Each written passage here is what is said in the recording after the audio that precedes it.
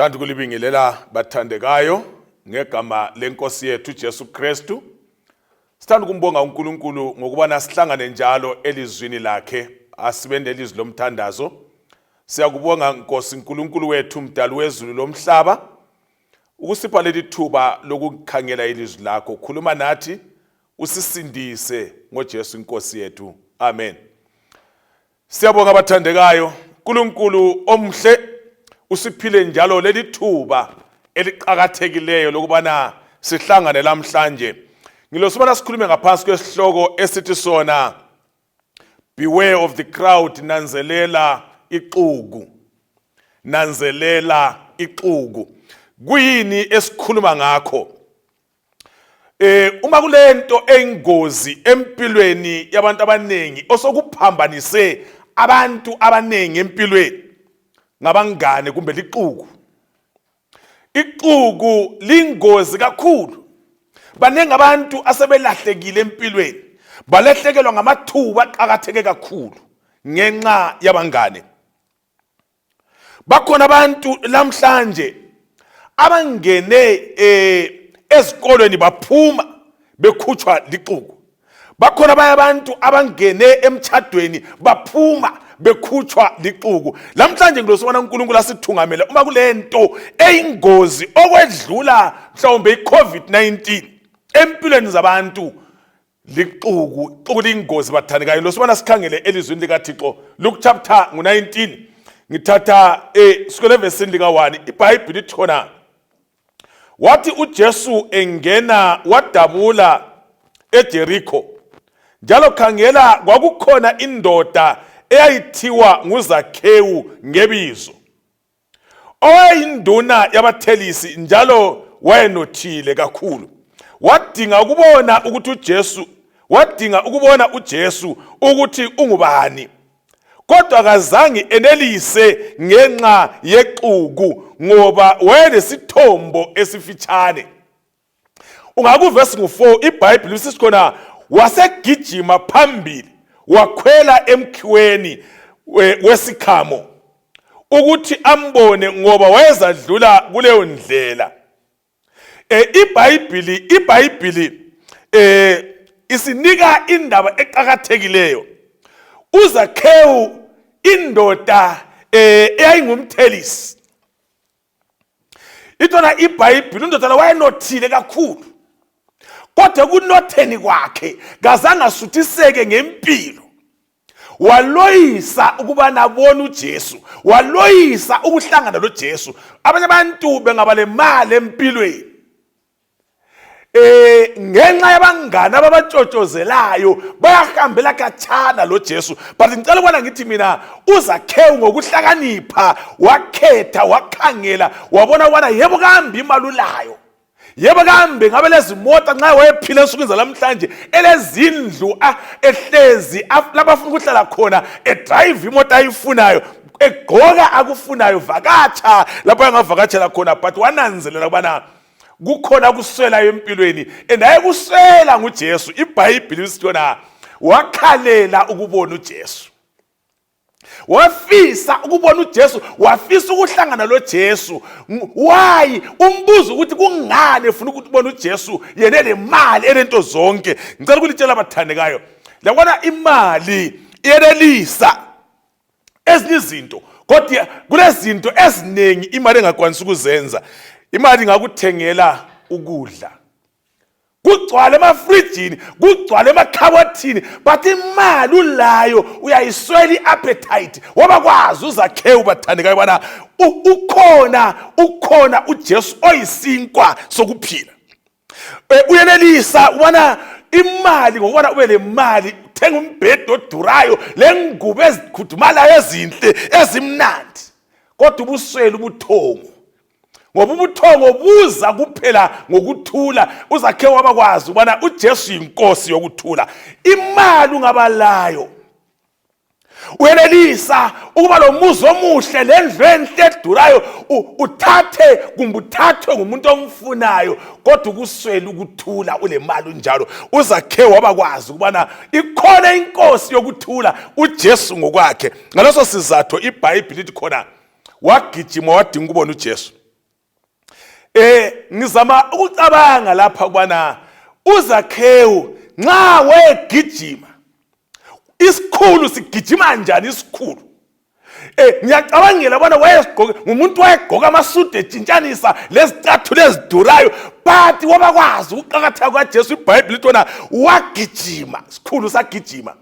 Isikhathi esiningi isikhulu sikhamba ngestep saso, isikhulu kasitshitshi, isikhulu kasigijimi, but ngaleso sizathu sobana wabakwazi ubona uJesu angadlula uzasalele problem ngoba ongaqeda inhlupho zabantu empilweni nguJesu. Bakabonge uThixo bathandekayo. Ngithanda ubona ngithi mina empilweni uma kulento esingayidinga lanxa sokutheni asenzeni njengoZakhewu simdinga uJesu empilweni ngoba siyamfuna ulusizo, uyinkosi yokuthula, uyenelisa lapha umuntu angenelisi khona.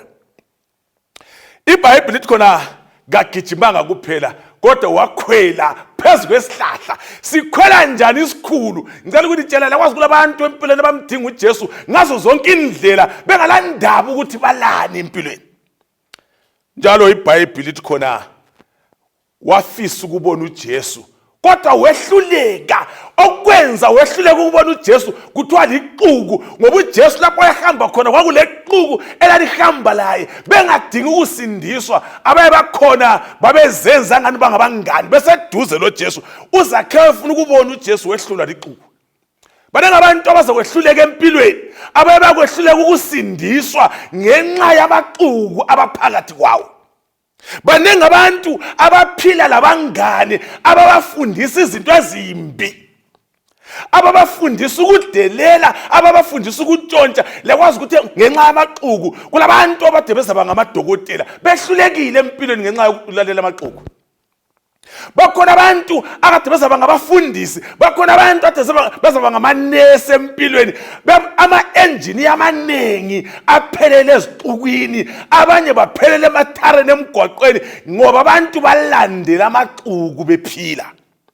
Ngicela bona ngithi mina uJesu lapho ukukhupha abantu emaxukwini, ukukhupha abantu abanganini ababafundisa impilo embi.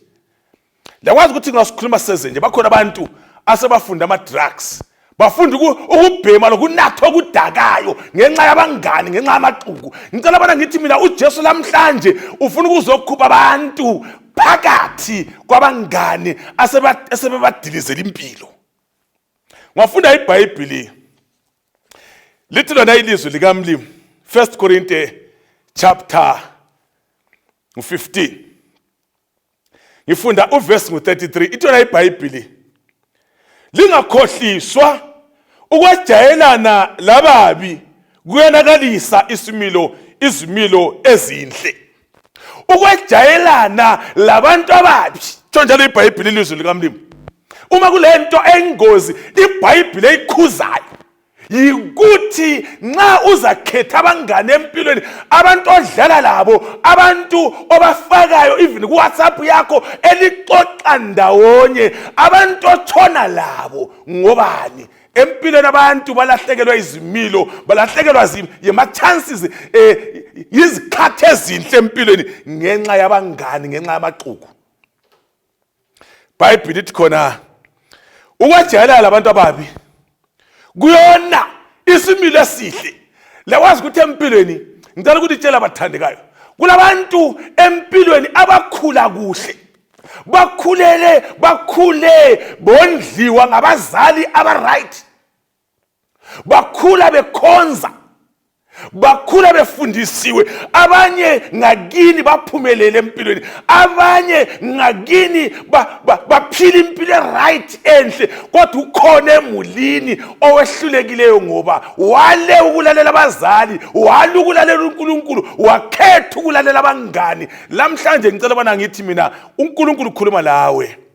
Lakwazi bona abangane bakwanisa ukukuchovela usenza into embi, bakubuka ngathi into enhle, bakubuka uthethisa abantu, bakubuka utshontsha, bakubuka uganga, bakubuka uthatha indoda yomnikazi, bakubuka uthatha umfazi womnikazi, bakubuka ngathi wenza into enhle. Abantu iBhayibheli lithi khona ukwejayelana labantu ababi kuyona isimilo esihle. Ngithe mina kulabo abantu khonapha abakhuliswe ngabadala abalenhlonipho abahloniphekayo kodwa ngenxa yokujela labantu ababi impilo yakho yonakele. Kodwa ngicela ukukutshela uthando lukaThixo alukakuchiyi. Umlimi lokho akudinga, umlimi lokho ekulandelela uThixo uyakulandela nxa impilo yakho isihambe kubini wehla kangaka waba isidakwa waqala ukubhema imbanje waqala ukunatha utshwala bunganathwanga kini waqala ukuhamba labantu wabuya ebusuku uhambe ebusuku wajayela labantu ababi. iBhayibhili lithi khona ukwejayela labantu ababi kuyona isimilo esihle. Lekwazi ukuthi bathandekayo empilweni kulabantu abachovelwe ngabangani babone umuntu nxa kufika izikhathi zeholiday sesifikile injiva zihamba ahambe ngemota enhle ongakwazi ubona uyithethe ngaphi. Nxa efika laphana ephethe irandi nxa ungena emadorobheni ungena ezitolo ungena ngaphi kumbe lapho hlala khona phana okujayela ukuhlangana khona abantu abaningi uzomunye athi khona mkhombe ke phela lo right mkhombe utshelwa ngomunye umuntu onguye ngumthungameli wequla iqula lequku. Kulabantu abakhomba abantu abangabathandiyo kodwa bechovelwa ngamaquku. Kulabantu abathe bekhomba bachovelwa ngamaquku. Ngicela ukukutshela iquku liyakuthovela umkhombe ngoba unemali umkhombe ngoba uhamba ngemota bathe kucineni isisu kasinamathele equkwini sinamathela kuwe wedwa. Ngakho ngicela bana ngithi mina nanzelela abangani ophila labo. Nanzelela abantu kulabantu abalahlekelwa ngamathuba even awesikolo abazali bebhadala bezimisela ukuthengisa inkomo abazali balamba ukuthi wena uye phambili empilweni but abangani bakutshela bathi chiya lokho chiya kakuncedi asambe egoli achiya lokho sizaphila impilo engcono. Zwanini bantwana bakamlimi abangane bakutshela abazali bethole nzima lekwazi kulabazali abathengisa inkomo ukuthi abantu ababa bafunde. Kulabazali abaphendulela izikhwama zabo ukuthi abantu ababo bafunde but iquku kulabantu phela abazenza abazali kulabantwana kulabafana kulamankazana abakhetha ukulalela abangane kodwa abazali babo. Uze umuntu engasabambeki ngikhaya abanye lebafonini kabalali nxa kusiyalalwa bona baqala isikhathi ubusuku bonke baxoxa lequku baxoxa labangani izimilo ziyonakele ngenxa yabangani. Ngicela ukukhuluma labanye abantu nxa usemtshadweni ungabi labangani. Ungaba semtshadweni akulahla abangani ngoba banengi abantu abalahlekele emtshadweni abalahliweyo badivorce ngenxa yabangani. Uzobethi khona indoda yakho ayenzi ke ayenzi umfazi womthetho kayenzi. Banengi abantu empilo nasebephila impilo ezingaqedakaliyo. Lekwazi ukuthi ungafunda iBhayibhili ndasibona sambeni kuMatewu ilizwi likaMlimi lithola impendulo yenhlupho zabaningi. Ungafunda kuMatewu chapter ngelika 26 ngikhangele verse 27 verse 47 sorry. Itona iBhayibhili kwathi uJesu kwathi esakhuluma khangela kwafika uJudasi omunye wabalitshumi lambili elequku elikhulu elilezinkemba lenduku livela kubapristi abakhulu labadala. Ngilosibala sibambe kakuhle indaba leyi. Labona uJudasi simazi njengomunye wabafundi bakaJesu. But isimanga iBhayibhili lithi khona uJudasi wabuya kuJesu lequku. Ngiyacabanga ukubona nga uJudasi empilweni wayegweme iquku. wagwema walahla abangane ababi. uJudas wajayelana labantu ababi bathe ngomunye wabantu abasenkonzweni. iBhayibheli lithi khona khangela izikhala ababe bezithwele. Lekwazi ukuthi nxa umuntu engumfundi kaJesu ukhangele bona abuye ehamba labantu abathola amaBhayibheli, abuye ehamba labantu abathola into ezinhle. But iBhayibheli lithi khona wabuya legenga, wabuya lequku elithwele induku, elithwele inkemba, ithola uverse 47 kuthiwa wabuya lequku elikhulu elalilaye lilezinkemba lenduku ngezindlela belengqamu ababethola ama-okhapi babelama-okhapi abanye belenduku. Zwanini bantwana bakaThixo, ngumuntu bani onjalo ophila impilo ezimbili? And okungizwisa ubuhlungu iBhayibheli ngayifunda ithi khona iquku leli ungafunda kuverse 47 khona phana kuthiwa iquku leli lalivela kubapristi abakhulu labadala babantu. Lakwazi ukuthi le church khetha abangani ivini church. Ungathi ngenxa ubona kusenkonzweni uphanga uthandana labantu bonke uhambe labanye abantu. iBhayibheli lithi khona abantu abeza bezobopha uJesu behamba beliquku beza loJudas babengabangani bakaJudas. uJudas lanxa wafika wameceleni ukatshengisa isimilo sikaJudas sasinjani. Ngicela ukuthi ngithi mina lakwazi ukuthi ngawe uJudas wayekhetha abangani, wayengasoze abe labo abantu abamtshelele eceleni ubona hambe ethengisa inkosi. Ngicela ukukhuluma lani bantwana bakamlimi. uJudas wayekwazi ezwile imfundiso kaJesu njengabanye abantu abayehluleka ukuzwa. Abadala abafundisile, baningi abazali abafundisileyo, baningi kakhulu abazali abafundisileyo, but kulabantwana ngikhaya abaphila labantu ababhema imbanje, kulabantu abaphila labantu abagqoka ama-miniskirts, kulabantu abaphila labantu ababamba imithi. Ungumuntu bani? Uphila njani labangani ababamba imithi? Uphila njani labantu ababethela imizi babe ngabangani bakho?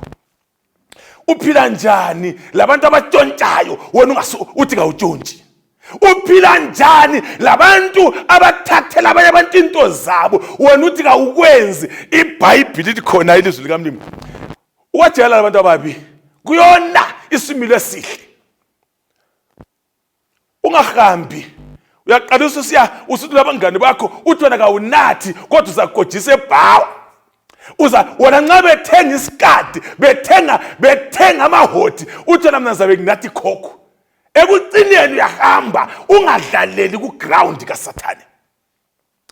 Lakwazi ukuthi even church qaphela abantu osondelana labo, ngoba bakhona abapristi, bakhona abadala abathuma abangani laba bahamba babopha uJesu bethwele inkemba, bethwele imikhonto, bethwele izinduku. Zwanini bantwana bakamlimi, nxa ungalandela kakuhle empilweni, lakwazi kulabaya omama abasuka ngekhaya asuka ngani uyakukha amanzi emfuleni, angani uyasibhoranela, angani uyasikotsho, angani uyathatha amanzi, bahambe bethwele inkonxa, bethwele amapheyili, angani baye emanzini bephakathi kohambo bayafika lapha abamakhona. Amapheyili lawana bawachibilikise abe yizitulo sebehlala. Bangahlala sebeqalisa ukukhuluma indaba. Minengi imtshado echithiweyo khona phana. Ungabona sebehlala ngakusarayithanga. Nanzelela abangani ophila labo empilweni. Ngithe mina isihloko sithi sona nanzelela ixuku. Nanzelela abangani. Nanzelela empilweni abantu ophila labo. Ayisibo bonke abantu aba-right empilweni. Ayisibo bonke abantu ongadinga khona ukucetshiswa. Nanzelela abantu okhetha ukuphila labo. iBhayibheli lithi khona ilizwi likaMlimi. uJudas kuchapter 27. KuMatewu 27 ngikhangela iverse ka3 kusiya ku5. Thina iBhayibheli kwathi uJudas owamnikelayo esabonile ukuthi ulahliwe wazisola wabuyisela isiliva, inhlamvu zesiliva ezingama-30 kubapristi abakhulu abadala, wathi ngonile nginikele igazi elingalacala kodwa bona bathi kulani lathi zibonele wena uyalizwa ixuku nxa uJudas esesithi kuna hayi imali yana ngcono lithathe sangibona ukuthi uJesu engimthengisileyo ngalacala kuthi ixuku lathi asangeni asikungeni lokho thina asikungeni lokho thina zwana uverse ngo5 ithi khona wasephosela inhlamvu zesiliva etempelini wasuka waziphanyeka wasuka wazilengisa lakwazi ukuthi impilo ngayisihlupha ayihluphi ixuku ngicela ukukhuza abantu ngegama lika Jesu ngicela ukulitshela uJesu ulapha namhlanje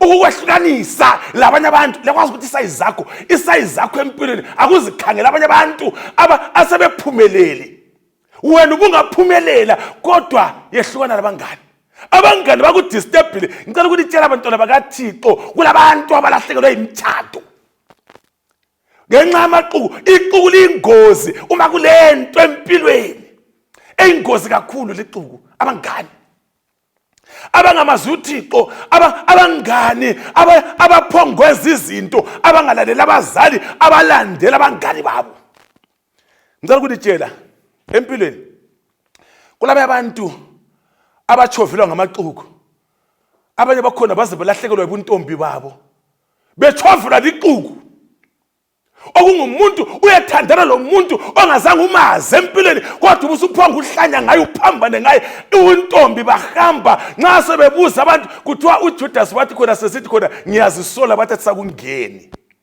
bathi sakungeni thina lokho ngokwakho ngicela ukukutshela wena uzaba lohlupho and uhlupho lwangikhona uzagcina udinga abangakini ixuku selikuchile akula muntu okwasupportela umntwana yabona ixuku lingakuchovela ube lesisu ukhombe ube lesisu alibuye ixuku lizokusupportela umntwana alikuthengela izithubo alikuthengela izigqoko alikuthengela maphampa alikuthengela uchago lomntwana ixuku nxa usunjalo liyakuhleka zwanini bathandekayo ukhona uJesu namhlanje manje sigijimise ekucineni ngifuna ukuthi ngithi mina nxa sisiya ekucineni kwalindaba ungafunda iBhayibheli ithona iBhayibheli kuMark chapter ngu7 ngifunda evesini lika 31 kusiya ku 35 ithona iBhayibheli wasebuya wasuka emikhawulweni yeThire leSidoni wezwa elwandle lweGalili phakathi kwemikhawulo yeDikapolisi wasebeletha kuye isacuthe esigagasayo bamncenga ukuthi abeke isandla sakhe phezukwaso wasesikhupha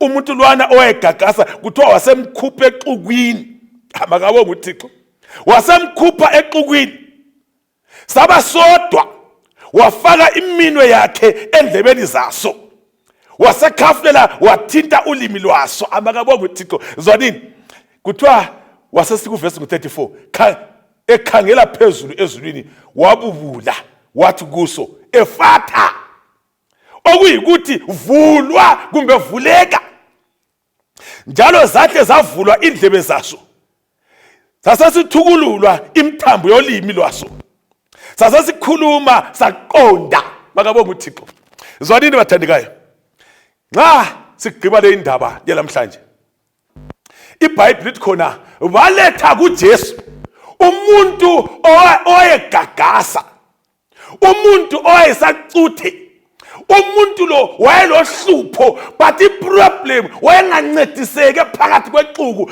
iBhayibheli lithi khona uJesu efika waqala wamkhupha exukwini esamkhuphe exukwini baba bobabili noJesu indaba yakhe lohlupho lwakhe lwalungiseka ngoba wavuma ukuphuma exukwini lakwazi ukuthini kulabo abantu la abathi ngabephila empilweni bathi indlela yami vele into engizenzayo kazicaci indlela yami ivalekile ngiyafisa ukuphumelela empilweni ngiyafisa ukubona ngathi ngiyathola umendo ngathi ngiyathola umsebenzi ngalami into ziyangihambela kakuhle indlela zami zivalekile ngicela ukuthi ngithi mina uJesu akwenzayo wafika wamkhupha exukwini.